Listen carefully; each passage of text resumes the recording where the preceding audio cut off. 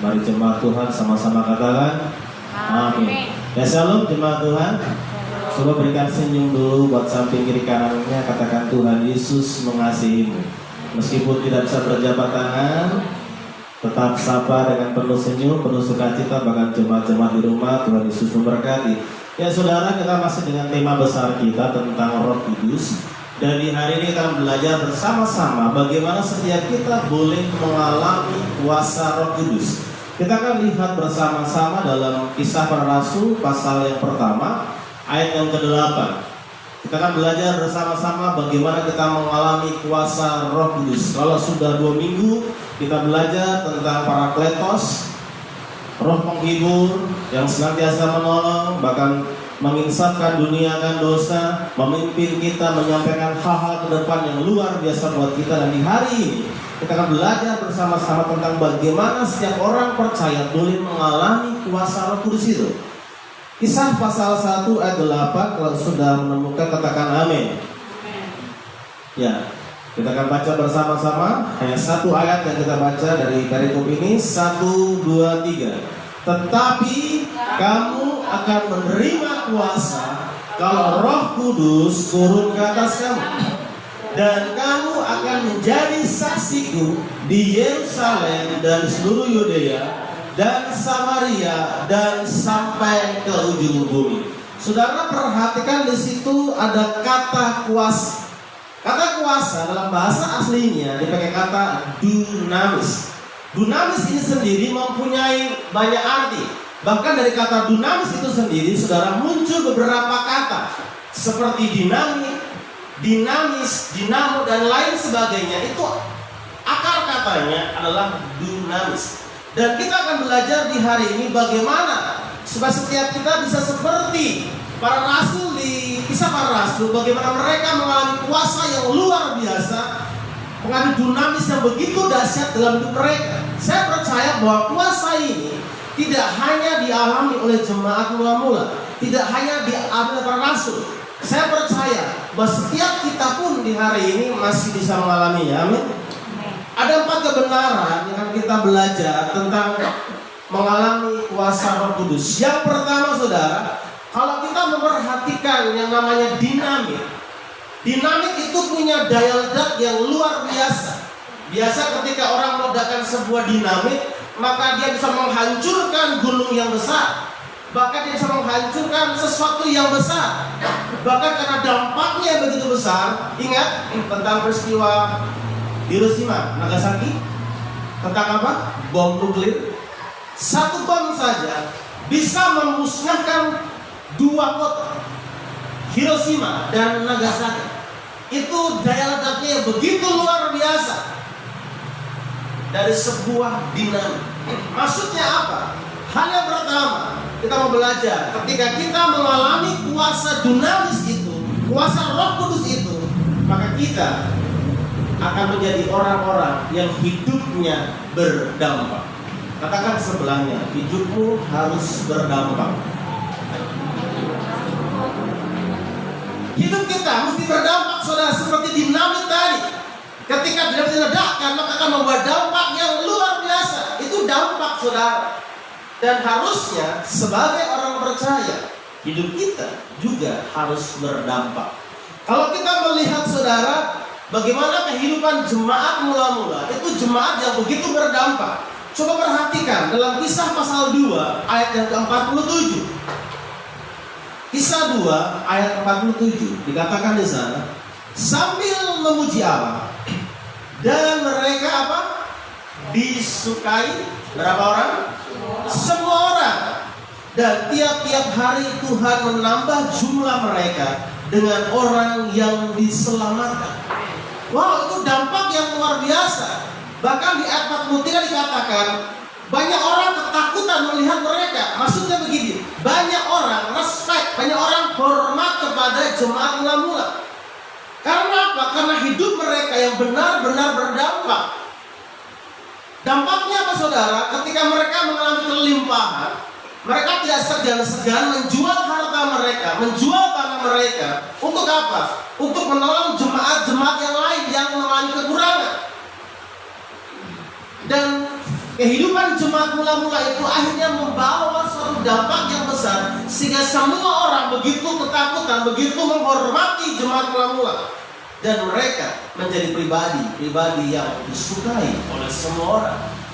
Bukan hanya beberapa orang, bukan hanya sebagian orang, tetapi mereka disukai oleh semua orang.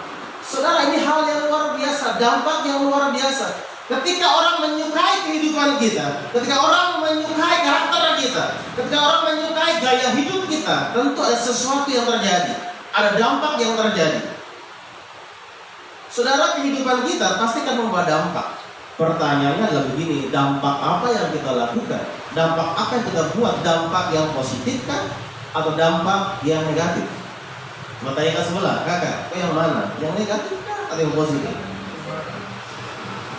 Kehidupan kita disukai oleh orang, atau justru orang sangat alergi dengan kita, orang begitu menghindari kita. Kalau kita datang, orang berharap supaya kita jangan datang. Ketika kita mungkin bikin reuni di sekolah, semua diundang, tapi mereka semua berharap jangan sampai si A itu datang ke acara kita. Kalau dia datang, suasana menjadi tidak kondusif lagi. Suasana jadi tidak enak lagi. Karena apa? Karena hidupnya tidak disukai oleh orang. Mungkin perkataannya yang begitu tidak mengenakan, perkataannya suka menjatuhkan orang, perkataannya suka menyakitkan orang, perkataannya begitu pedis. Siapa sih yang mau bergaul dengan orang seperti itu? Perkataan isinya maki saja. Ketemu dengan dia isinya mengeluh saja. Setiap orang pasti punya beban. Tidak ada orang yang tidak punya beban. Setiap orang punya masalah. Tapi bukan berarti kita harus mengeluh setiap hari. Ada orang-orang yang sepanjang hari ada saja yang dikeluhkan, ada saja yang dikomentari, ada saja yang harus dikeluh kesahkan. Saudara, kalau saudara ada bersama-sama dengan orang yang suka mengeluh, enak kan tidak? Nyaman tidak? Tidak nyaman. Mungkin kita bawa makan ke sebuah tempat yang kita pikir itu enak, mengeluh, kenapa di sini kak? Coba di sana kak. Aduh, di sini kurang enak, di sana boleh. Ada saja yang dikeluhkan. Tapi kalau orang yang bisa menikmati, bersyukur, saudara, yang namanya senyum, yang namanya sukacita itu berdampak loh, itu berpengaruh, saudara. Itu seperti apa ya? Saya pernah ceritakan di sini, ada namanya psikologi sosial. Ketika kita melakukan sesuatu, maka ada kecenderungan orang di sekitar kita akan mengikutinya. Contoh, ketika ada orang yang tertawa dalam ruangan ini, pertawa ke orang, lama-kelamaan satu ruangan akan tertawa. Kenapa? Karena dia ikut tertawa, meskipun dia tidak mengerti sebenarnya yang ditertawakan apa. Itulah psikologi sosial. Orang akan gampang, mudah untuk terpengaruh. Tapi permasalahannya pengaruh apa? Dan pengaruh seperti begitu cepat sekali. Makanya kalau kita perhatikan, biasanya dikatakan influence itu atau pengaruh. Jadi pengaruh itu seperti orang influenza, begitu cepat menyebarnya. Perhatikan, saat ini sedang goncang dengan apa? Virus corona. Itu juga kategori influenza. Begitu cepat dari Cina sampai di kampung-kampung juga suara. Itu dampak yang begitu besar. Sekali lagi saudara, lihatlah jemaat mula-mula. Mereka punya hidup yang berdampak, yang luar biasa. Bahkan bukti dampak mereka bukan hanya disukai oleh orang. Bahkan tiap-tiap hari Tuhan menambahkan jumlah mereka dengan orang-orang yang diselamatkan. Ketika peristiwa Pentakosta ada 120 orang. Habis itu ketika Petrus berkhotbah ada 3.000 orang. Di pasal 4 ada 5.000 orang. Dampak yang luar biasa terjadi. Kenapa? Karena mereka sudah mengalami kuasa Roh Kudus, mengalami dunamis itu, menerima dunamis itu dalam hidup mereka. Saudara, saya senang ada satu tokoh saudara yang akan kita lihat. Ya, kita tampilkan. Ya, saudara, namanya Jeremy Bentham. Dia ini bukan orang sembarangan. Dia ini orang yang sangat pandai. Bahkan dia masuk di Oxford itu usia 12 tahun dan lulus usia 15 tahun karena kepandaiannya. Dan Dia mengambil disiplin ilmu hukum dan dia juga orang filsafat, saudara. Dia banyak menerbitkan begitu banyak buku. Bahkan dia juga membuat sebuah universitas. Itu orang yang luar biasa. Dan dia juga membuat banyak perusahaan-perusahaan di bawah kendali dia. Tapi suatu saat ketika dia meninggal, saudara, dia minta kepada orang-orang di sekitarnya untuk apa? Supaya jasadnya tidak dimakamkan.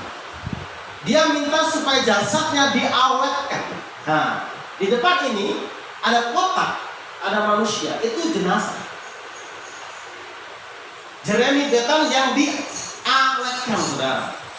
Dan dia bilang begini, dia minta setiap kali rapat-rapat perusahaan dia harus dihadirkan.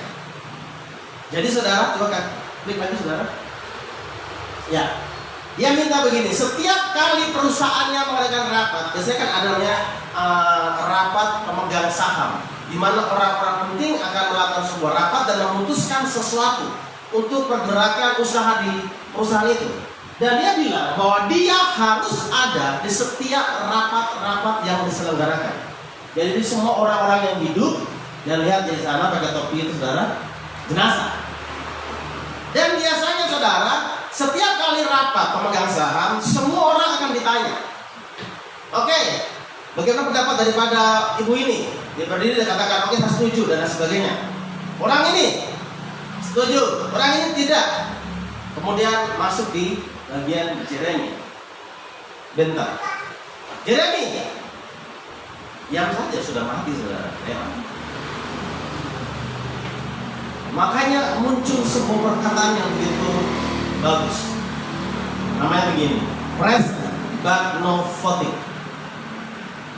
Dia selalu hadir, present but no voting. Dia hadir dalam setiap rapat-rapat, tetapi dia tidak memberikan suara sama sekali dalam rapat itu. Jangan sampai, saudara, kehidupan kita seperti Jeremy. Kita ada dalam sebuah lingkungan, tapi kehadiranmu seperti tidak ada dampaknya sama sekali. Kok ada atau kok tidak ada, gak ngaruh, gak ngefek. Sama dengan Jeremy. Dia kan cuma mayat saja. Dia hadir, tetapi tidak memberikan sesuatu. Dan saya percaya, jangan sampai setiap kita di tempat ini, bahkan di pekerjaan kita, di lingkungan kita, di sekolah kita, ataupun di mana saja kita berada, kita hanya hadir saja. Orang bilang, ya lengkap-lengkap saja lah. Tapi biarlah kehadiran kita memberikan sesuatu, memberikan warna yang berbeda. Amin. Bilang sebelah, kakak kau hadir harus memberikan warna yang berbeda. Ingat, ikan begitu. Gak ada lu, gak rame gitu. Jadi kalau sebelah, gak ada kamu, gak rame. Terada aku, terada rame gitu ya. Itu hal yang pertama, bahwa ketika kita mengalami kuasa dinamis itu, maka hidup kita akan berdampak. Saudara, dinamik biasanya juga dipakai untuk meledakkan sebuah gunung. Ketika orang mau bikin terowongan, ketika mentok menggunakan alat sudah setengah mati, biasanya mereka menggunakan dinamit untuk apa? Meledakkan supaya itu tembus terowongan itu. Bahkan juga kalau kita memperhatikan film-film Hollywood, saudara, ketika mungkin polisi mau dobrak sesuatu tempat yang agak susah, mau didongkel kuncinya susah, ditaruhlah dinamit kecil begitu, ledak kecil, supaya apa? Pintunya terbuka, supaya bisa menerobos emas. Maksudnya apa? Ketika kita mengalami kuasa dinamis, maka hidup kita akan mengalami terobosan. Amin. Kita akan bisa membuat namanya terobosan. Lihatlah jemaat mula-mula, sebelum mereka mengalami kuasa dinamis itu, apa yang mereka lakukan? Bukankah mereka hanya terkurung dalam sebuah rumah saja? Mau keluar takut, jangan sampai saya ditangkap, karena saya juga pengikut Yesus. Tetapi ketika mereka mengalami kuasa dinamis itu, mereka berani menerobos pintu yang tertutup itu. Sesuatu yang menutup langkah mereka, yang menutup jalan hidup mereka. Karena kuasa dinamis itu. Kadang-kadang kita mengalami situasi seperti mentok, saudara. Ya, entah mungkin dalam pekerjaan, dalam keluarga, saya pernah mengalami yang namanya mentok. Ketika waktu kuliah mengumpulkan tugas, diberikan tugasnya diberikan di awal kuliah. Artinya masih ada 6 bulan untuk saya bisa mengerjakan tugas itu. Saya sudah coba cari-cari, tapi ketika sudah mau deadline, saudara, atau waktu batas pengumpulan, itu kok kayaknya nggak ada ide ini keluar, saudara. Macam mentok, saudara. Coba-coba baca buku, baca yang lainnya, macam tidak bisa keluar. Tetapi ketika kita mengalami kuasa dinamis, itu bisa menerobos sesuatu yang telah tertutup, sesuatu yang ditutup, mau batu besar pun, kuasa dinamis itu mampu menerobos. Amin. Mungkin kau merasa bahwa sepertinya pekerjaanmu stagnan. Engkau merasa bahwa apa yang dipergumulkan tidak pernah mengalami perubahan. Tetapi percayalah, ketika kita mengalami kuasa dinamis, seperti dinamit yang bisa menerobos sesuatu, meledakkan satu masalah, maka percayalah juga, kita bisa menerobos ada banyak hal dalam kehidupan kita. Amin. Itu kuasa dinamis yang kedua. Hal yang ketiga, saudara, tadi saya katakan bahwa dari kata dinamis muncul kata-kata yang lain. Pertama dinamik, yang kedua dinamis. Dinamis sendiri mempunyai 2 arti. Yang pertama adalah penuh semangat. Jadi hal yang ketiga, ketika kita mengalami kuasa dinamis itu, kuasa Roh Kudus itu, maka kita menjadi orang-orang yang penuh dengan semangat. Ada orang yang semangat, yang mukanya ceria, mukanya bergembira ketika dompetnya tebal. Biasa kalau tanggal 1 atau tanggal 25, sekarang kalau gajian kan tidak semua tanggal 1 ya. Kalau swasta kan tanggal 25 biasanya. Kalau dulu kan semua tanggal 1, sekarang kan sudah beda-beda tanggal gajian. Tapi intinya, ketika mulai bunyi SMS banking, atau mungkin tiba-tiba ada bunyi di handphone kita pemberitahuan bahwa ada transfer masuk, woy, muka itu berseri-seri, muka senyum. Tanggal 1 masih ya ceria lah, tanggal 2 masih semangat, tanggal 3 masih semangat. Tapi tanggal 2 muka itu seperti apa? Pepaya busuk, saudara. Mulai semangatnya hilang. Jadi hidupnya ditentukan, semangatnya ditentukan dari dompetnya seberapa tebal. Coba perhatikan dompet saudara. Tebal kah? Tipis kah? Kantor kah? Atau apa? Coba lihat ke sebelah pajak-pajaknya. Ini pajak-pajak gajian kah? Atau tanggal tua? Saudara, kalau kuasa dinamis itu menguasai hidup kita, maka semangat hidup kita tidak ditentukan dari seberapa besar uang yang saudara miliki. Saudara akan terus penuh semangat, penuh sukacita karena kuasa dinamis. Mau makannya makan yang mewah, mau makan yang biasa saja, tetap sukacita, penuh semangat. Amin. Mau papeda dengan ikan kuah kuning, itu baik. Mau papeda dengan sauris juga baik, saudara. Bahkan papeda dengan kuah garam saja, haleluya, penuh semangat. Tidak ada yang bisa membedakan semangat kita. Jadi tidak bisa namanya, aduh saya lagi tidak mood. Tidak ada namanya tidak mood. Karena apa? Karena ada namanya kuasa dinamis dalam kehidupan kita. Memang ada namanya siklus dalam kehidupan manusia. Kalau wanita setiap bulan ada, pria juga ada waktu-waktunya, saudara. Saya lupa durasinya berapa, tapi ada pria-pria, ada namanya masa-masa di mana mereka punya emosi tidak stabil. Tetapi sekali lagi, saudara, bahwa ketika ada dinamis dalam kehidupan kita, semangat kita tidak dikendalikan dari lingkungan kita. Karena apa? Karena dinamis itu sudah ada dalam kehidupan kita. Mau ada tantangan kah? Mau tidak ada tantangan kah? Tetap sukacita. Saya senang dengan satu pemain bola, saudara. Dia tuh senyum terus, tidak pernah tidak senyum. mau dia di tackling kah, dia dijatuhkan kah, atau apapun saja, jarang saya menjumpai mukanya marah, selalu senyum. Dia pemain Persipura, namanya Pak Abel, Ferry Pak Abel. Selalu senyum, selalu sukacita, kayak happy saja, saudara. Mesti begini. Kalau menangis itu adalah hidupmu akan penuh sukacita. Kau tidak akan menderita. Memang dalam situasi begini, saudara, sepertinya susah untuk kita bersukacita. Apalagi ada banyak survei yang dilakukan karena efek daripada corona, saudara. Rumah tangga mulai banyak perceraian. Orang berpikir, saudara, ini kalau namanya stay at home kan harusnya senang, ketemu dengan suaminya, ketemu dengan istrinya, ketemu dengan anaknya. Oh, ternyata tidak, saudara. Ada banyak survei ketika orang satu semua di rumah, tingkat stres mulai tinggi, saudara. Karena ketemu dengan dia, terus bosan, bingung mau bikin apa, dan itu dari survei. Tingkat perceraian sangat naik karena corona.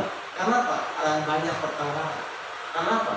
Karena sukacitanya ditentukan dari apa yang di luar, bukan apa yang di dalam. Tapi saya percaya, saudara, bahwa sukacita saudara, semangat saudara, itu ditentukan dari dalam, karena ada dinamis dalam kehidupan kita. Amin. Paulus dan Silas itu contoh nyata bagaimana mereka mengalami kuasa dinamis. Ketika mereka di penjara, apa yang mereka lakukan?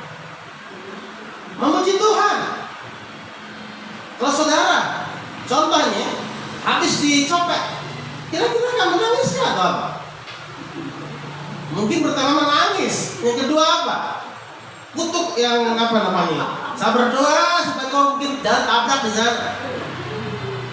Jarang kita berdoa. Saya berdoa Tuhan berkati dia lalu bertobat. Jarang. Kalau ada puji Tuhan, tapi secara ego kita, daging kita tetap kita marah, saudara. Mengalami hal-hal yang tidak mengenakan itu, wah, tidak mudah. Apalagi dimasukkan dalam penjara karena bukan kesalahannya, wah, bisa kita mulai marah-marah.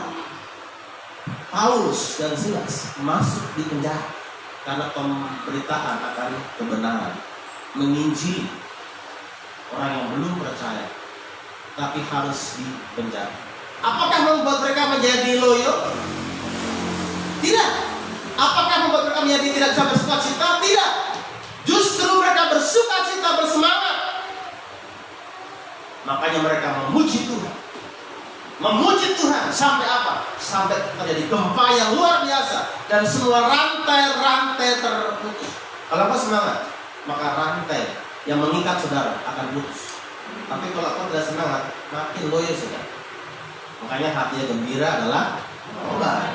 Tapi semangat yang patah mengerikan. Dia masih berat, makanya semangat. Bahkan di dalam namanya penjara, Paulus malah menceritakan tentang sukacita dalam Filipi. Filipi itu temanya adalah sukacita. Dia bicara tentang sukacita terus dalam Filipi. Tapi dia menulis waktu dia dalam penjara. Artinya kuasa dinamis akan menjadikan kita orang-orang yang penuh semangat. Engkau kerja semangat, melayani semangat, apapun semangat. Saya kalau orang pas terima uang semangatnya luar biasa. Tetapi kalau pas terima namanya tanggung jawab, loyo. Saudara pilih berapa? 30, 60 atau 100 kali lipat? 30, 60 dan 100 kali lipat. Kira-kira pilih yang mana? 100. Semua kok berkat begini 100 kan? Tapi berkat akan berbanding lurus dengan tanggung jawab.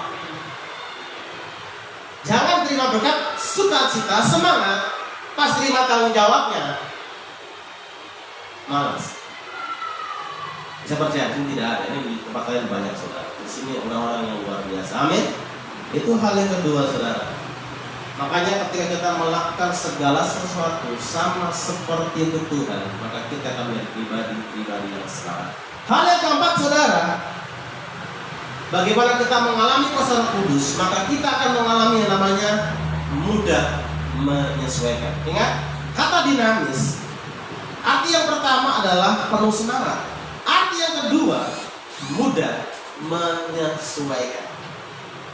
Saudara, coba ibu bisa pinjam air itu.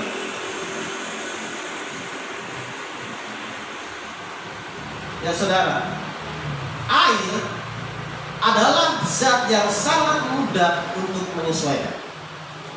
Ketika ditaruh dalam botol yang berbentuk seperti ini, maka dia dengan sendirinya menyesuaikan. Betul? Ketika ditaruh dalam bentuk yang segitiga, maka bentuknya akan menyesuaikan segitiga. Dia akan menyesuaikan dengan sendirinya. Ketika bentuknya kotak, maka dia akan menjadi kotak. Ketika bentuknya bulat, maka dia akan menjadi bulat. Apapun bentuknya, maka air akan dengan sangat mudah menyesuaikan bentuk di mana dia ditaruh. Dan yang namanya ketika kita mengalami kuasa dinamis, maka hidup kita akan mudah menyesuaikan dimanapun saudara ditaruh. Ada orang yang susah menyesuaikan dengan namanya lingkungan. Ada orang yang susah menyesuaikan dengan namanya lawan bicara.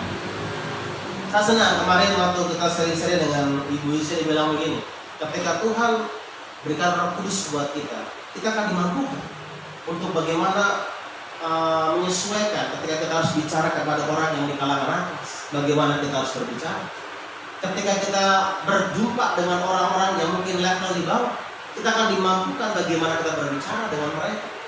Ketika kita ngomong dengan orang yang lebih tua, bagaimana cara kita bicara.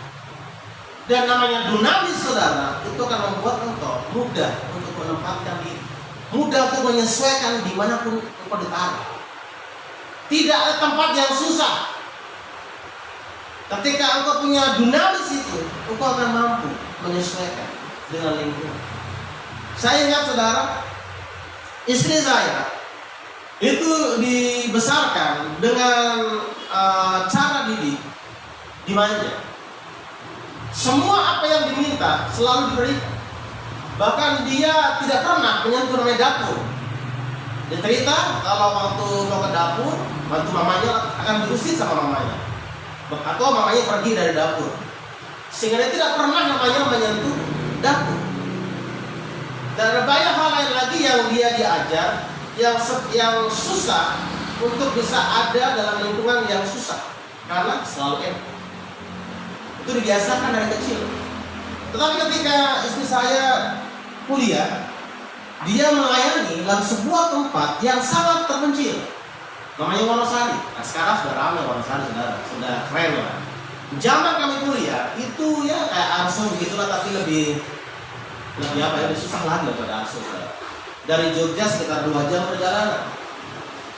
Dan dia praktek pelayanan di sebuah gereja. Dan dia harus tidur dengan lantai itu hanya tanah saja, hanya dengan plastik ya, alas plastik saja, atau mungkin dengan karton kayak apa kayak pokoknya ya seadanya lah, dengan kondisi.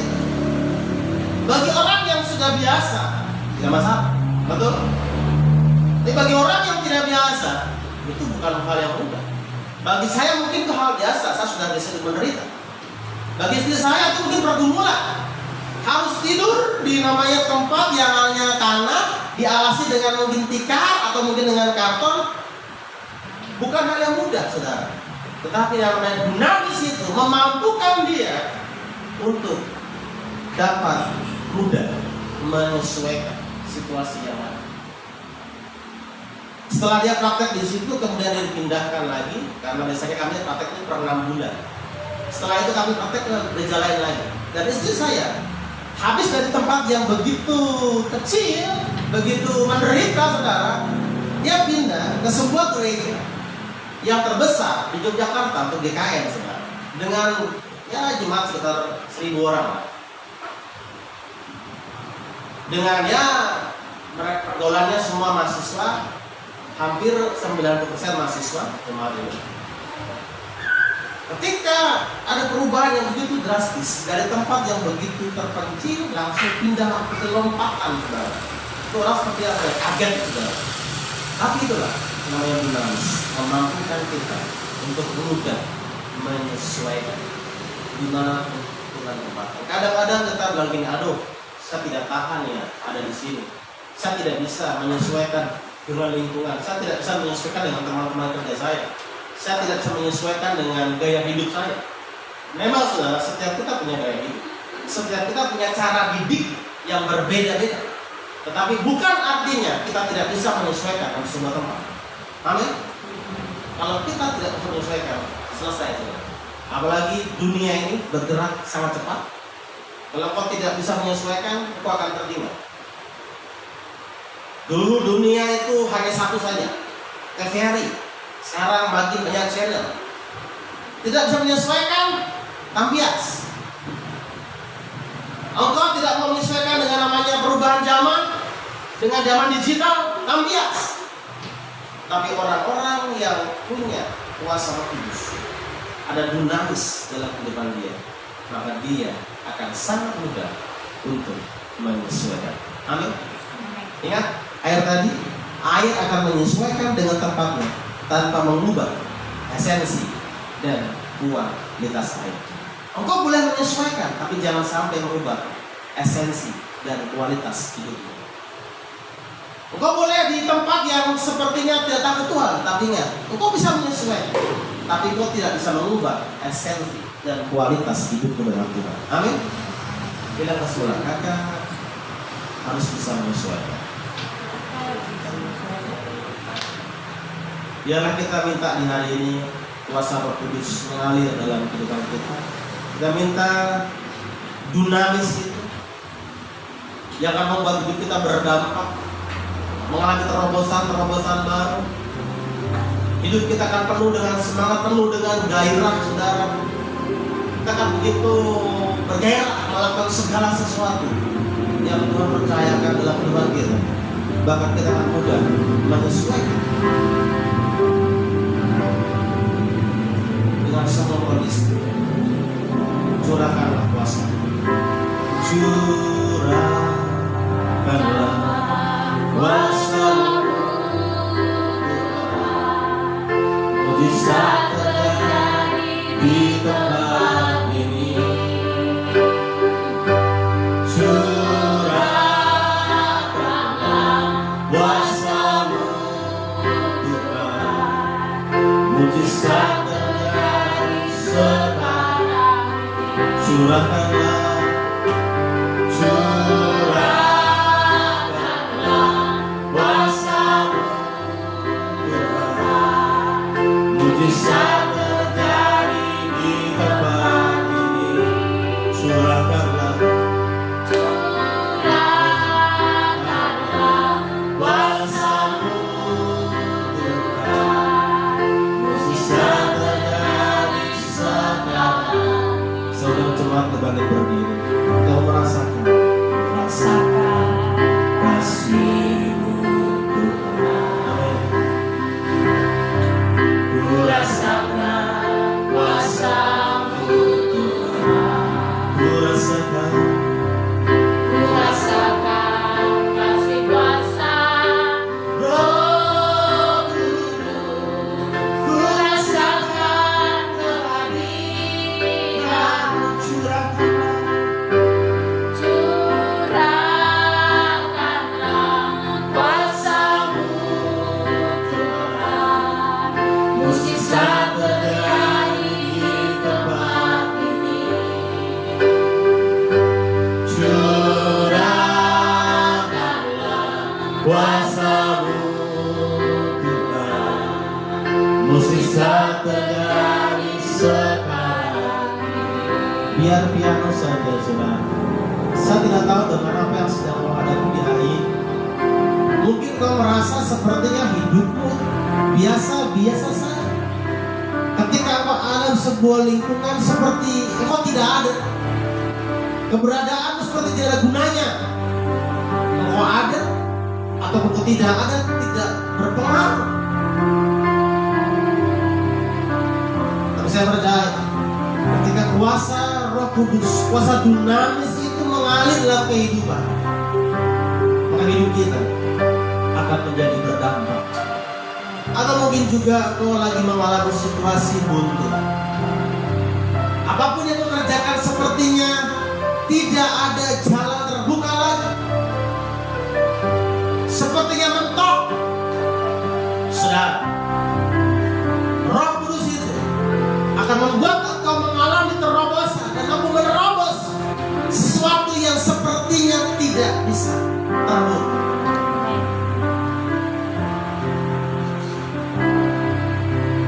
Baik dalam keluarga, pekerjaan, dalam apapun yang sedang kau lakukan, minta kuasa Roh Kudus yang akan menerobos segala sesuatu yang tertutup dalam kehidupan. Terima kasih Tuhan Yesus buat pagi hari. Kami percaya bahwa kuasa Roh Kudus dinamis ini tidak hanya terjadi dalam kisah para rasul. Kami percaya Tuhan firman-Mu ya dan amin, dan selalu update Tuhan dalam kehidupan kami sehari-hari, selalu berlaku Tuhan. Dan kami percaya bahwa Engkau akan memberikan kuasa Roh Kudus, dan hidup kami tidak akan sama lagi seperti sebelumnya, karena kami telah mengalami kuasa Roh Kudus. Kami menjadi orang-orang yang penuh dengan semangat. Kami orang-orang yang penuh dengan gairah melakukan segala sesuatu sama seperti yang Kau lakukannya untuk Tuhan dan bukan untuk manusia. Terima kasih Bapa. Kami sudah berdoa dan mengucap syukur, dan kami percaya bahwa Kau sudah ada dalam hidup. Di dalam nama Tuhan Yesus kami berdoa. Mari semua jemaat katakan amin. Amin. Shalom, silakan untuk kembali. Tuhan Yesus memberkati.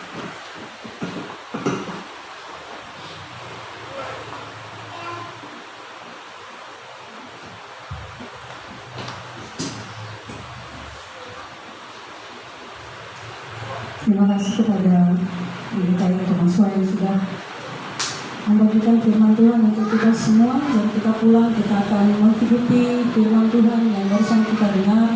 Kita pulang dan percaya bahwa kuasa Dinamos itu ada bersama-sama dengan kita.